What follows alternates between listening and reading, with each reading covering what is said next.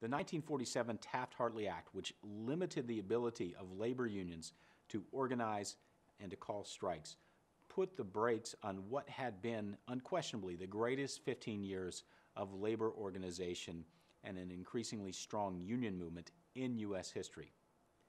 But for the next 20 years or so, the union movement would remain strong, would remain at historical highs, in fact. After that, we'd start to see a period of decline. But let's look first at the period of success, and then we'll shift to explaining some of the reasons for the decline.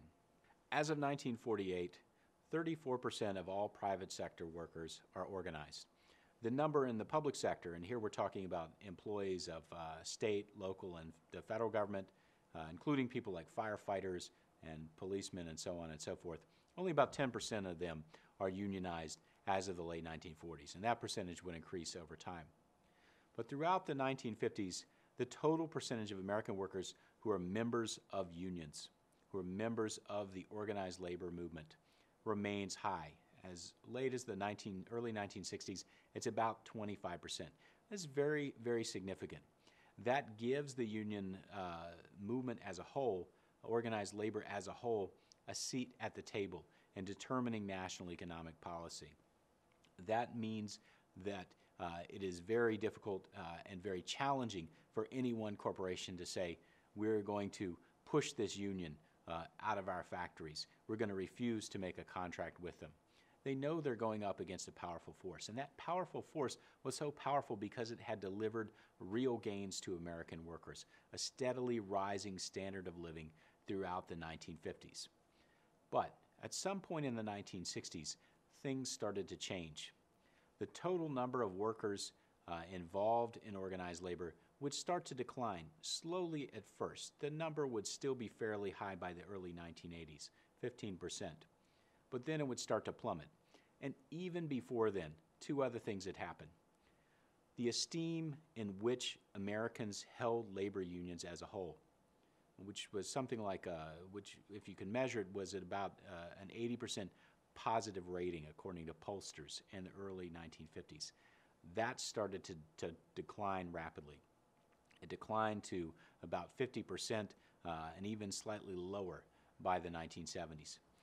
And the willingness of American working class people, white, black, immigrant, non-immigrant, northern, southern, wherever, to identify themselves with the labor movement, to commit themselves to it, to see that as a collectivity to which they, in which they belonged, to which they wanted to lend their allegiance, that started to decline as well. And it's harder to put a number on that, but it's perceptible, and that too became an important force for change. So you might ask, why would American workers turn away from organizations that had unquestionably changed their position at the bargaining table, that had driven up their wages, that had enabled the creation of all kinds of protective laws, organizations run by the federal government that maintain workplace safety, training programs for their children who wanted to enter the same industries? Why would workers turn away from organizations that had done those things? And there's several answers. There's several possibilities. One is that to a large extent, the solidarity among workers, especially in big unions like the steel workers and the auto workers, was conditioned upon their similarity. Almost all of them were white men, and most of their workplaces were segregated by race. As the United States started to change under the pressure of the civil rights movement and under the pressure of the need to show the world an egalitarian face, given the competition with the Soviet Union, as those things started to happen in the 1960s, there was more and more pressure exerted, sometimes within those unions and sometimes from outside of those unions, sometimes by reporters and other critics, and sometimes by civil rights activists and aspirant African-American workers themselves, to open up these unions, to open up these workplaces. And it turned out that when you desegregated the union, some white workers were not willing to accept integration. They could no longer identify with a union that was not effectively or actually all white. A second way to look at it is to say that unions to some extent died of their own success.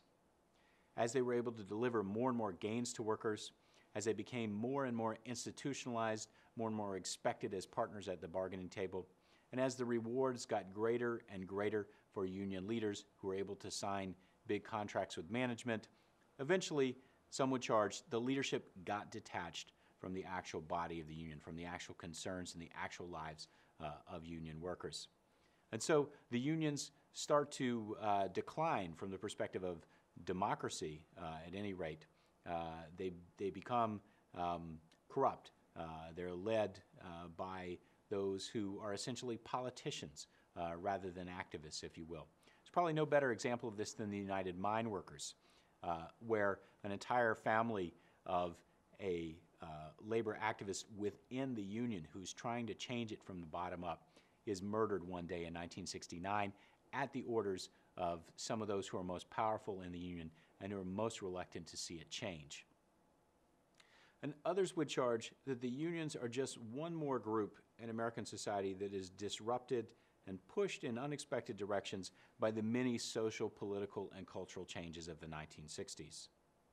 As the 60s go on, and as union leadership, in some cases, becomes more and more committed to the civil rights struggle, and of course the union leadership is tied to the National Democratic Party, members start to see the liberal politics of the union leaders in an era in which young liberals in particular seem to be challenging many of the most beloved orthodoxies of traditional American identity.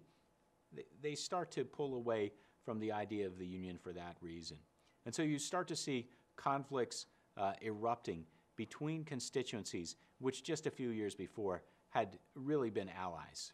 There's probably nothing more symbolic of this than the so-called Hard Hat Riot in 1970, in which a faction within the AFL-CIO leadership sends about 200 construction workers into Lower Manhattan to attack a protest of students who are memorializing, who are protesting about the recent slayings of 4 students at Kent State University in Ohio by the National Guard. And those students, of course, have been protesting the Vietnam War, and the Vietnam War is a key touchstone in all of this.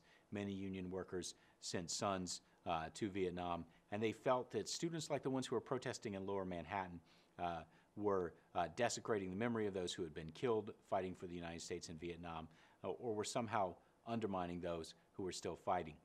But the Vietnam War is just one piece of the many cultural tensions that were ripping at American social fabric in the 1970s.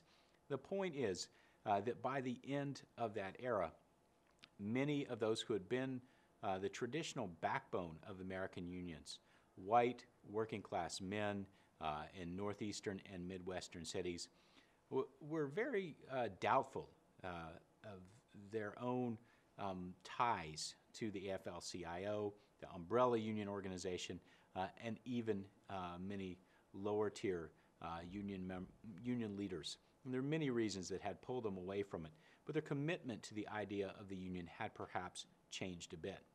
But those changes would only accelerate in the 1970s.